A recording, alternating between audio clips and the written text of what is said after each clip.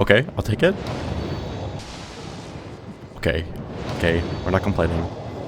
It's normal. Okay.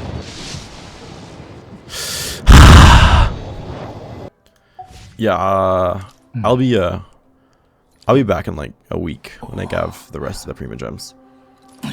I'll hit them. Shut up. But if you were trying to get her just like me, I can tell you why I decided to and why I think you should too. To give a short overview of her kit, Nahida provides unparalleled dendro application, and to this day remains the only 5-star dendro support for reactions other than Burning and Burgeon. She's very consistent off-field and on-field damage depending on how you want to use her, and she can buff the entire team with EM during her burst. All these factors combined make her a very versatile pick, and she can slot into pretty much every team that uses dendro. This makes her still a very relevant pick even 2 years after she released, with the only real competition for her dendro app being EMILLIE. As someone who plays a lot of Alhaitham, the only reason you really need Nahida is to support the rest of the Sumeru cast, that being like Cyno, Nilou, and definitely Alhaitham. Apart from that though, really any Electro DPS will love to have her on her team because Aggravate is just so much better than Electro Charge ever was. But if you're not really like an Electro person, Burn Vape is also an insanely overpowered team just because of the pure uptime on the Pyro that you can't really get anywhere else. She enables Pyro applicators other than Xiangling to be used, which is really nice.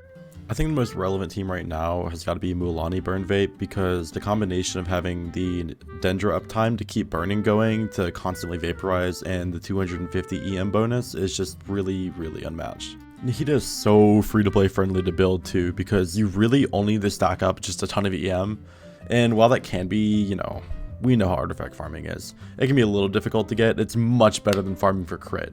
Furthering this though, dendro teams are really easy to build overall, especially Hyper Bloom, because you really only need to build a ton of EM and you can walk your way up to clearing Abyss. And it's for this reason that for new players, I really just can't not recommend her, because she can support really any of your teams right off the bat, and if you want to just end up going full into Hyper Bloom, then you're going to do just fine clearing any content in the game. For future-proofness, I think Nahida is going to be good for a very long time, but we have so many good units coming out every single patch now that you really don't need her for anything. So if you have your eyes on any other character, I'd say just go for them if you really don't want Nahida, because you don't need her, but she can provide value to your account if you want to. If you are still stuck wondering if you should pull for her, the short answer is yes, but the long answer is it really depends on your account. If you don't have any other dendro applicators, aka EMILLIE, because she's the only other one, even though Nahida's been out for 2 years now. I mean, you could use Cole, of course, but it's just not the same level. Then you probably should pull for Nahida. Only if you want to, of course, because you don't have to pull for anyone. I mean, you can beat any of the content in the game with 4 stars if you hate yourself enough.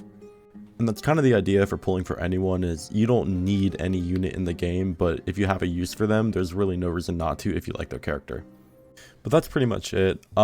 Thanks for watching, and when I get her, if I get her, I'll probably make a build video when I do.